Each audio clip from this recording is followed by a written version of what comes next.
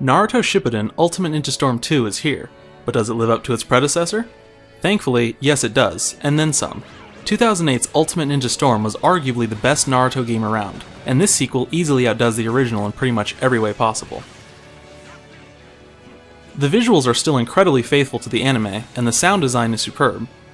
Both of these elements together make for a fantastic adaptation of the show itself. It's hard not to appreciate the attention to detail the developers have paid to this license. Characters and environments are seemingly ripped right from the anime and into the palm of your hands. Every character is incredibly animated, and the backdrops are stunningly accurate to their 2D counterparts. Turn the volume up and you'll hear great sound effects, fantastic music, and voice acting that is done very nicely. Some may argue that the English voice actors are subpar, but I think that, for the most part, they delivered their lines with great emotion. Some sections of dialogue are decidedly goofy, but when the time comes for an important plot point, the actors really nailed their parts. And there's always an option to use the original Japanese voice actors, so everyone's happy. When I think that I'll be able to bury you here, power surges up inside me. Speaking of the plot, well, it's Naruto. You probably either love it or hate it, and if you're planning on getting this game, it's most likely the former.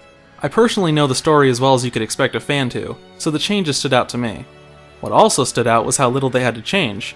If you've never read or watched Naruto before, this game actually does a fine job of piecing the story together, without getting too caught up in exposition. If you have read or watched it, however, some things will probably be missed. But as a whole, they did a great job telling the tale. The gameplay in Ultimate Ninja Storm 2 is deceptively simple at first, but once you peel back its layers, great depth is revealed. On the surface, you only have one melee attack and one ranged attack. However, there are many other elements that add to the complexity. The first of these is chakra. The use of chakra in addition to jumping, hitting, or throwing shuriken increases the effect drastically. Jumping becomes a quick dash to the opponent, hitting the attack button conjures up a special move relative to the character, throwing weapons gets amplified tenfold. You only have a limited amount of chakra, so in order to use these moves over and over again, you'll need to charge it in the middle of a fight. Obviously this leaves you vulnerable, but the rewards are considerable. Some characters even have a special transformation if they charge their chakra bar completely when they're on their last leg. In addition to chakra, there are items you can use in battle. These range from exploding paper bombs to gases that slow down the enemy. Using these at a crucial moment can turn the tide of a battle instantly. Finally, there are support characters. These characters are randomly assigned to you based on the story mission, or you get to choose them before an online battle. Activating a support character in battle will bring a variety of help. Some characters attack offensively, while others defend you. Using them at the perfect time can lead to some really awesome moments, and can also swing the battle in your favor. All of these features grant the fighting system a lot of depth, and more importantly, a lot of fun. However, fighting is not the only thing you'll be doing here. Unfortunately, your time in the adventure mode will come with some menial tasks, such as collecting beads or handing out business licenses. While I didn't really enjoy these quests at all, they did lead to some cool scenery, so that's a plus.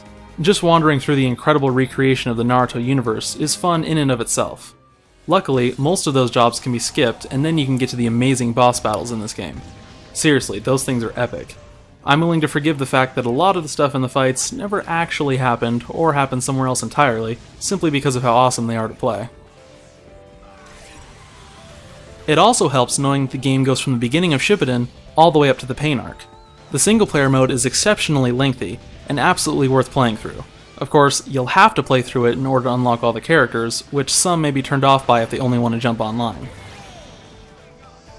Speaking of which, the online mode itself is also very well done, like the rest of the game.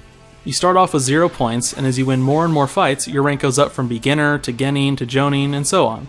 Titles can be obtained by completing objectives on and offline, and you can also use the money you've earned in the single player to buy pictures, both of which can be displayed on your ninja info cards. Add in tons of unlockable movies, music, etc., and you've got an extremely solid package for fans of the series and newcomers alike.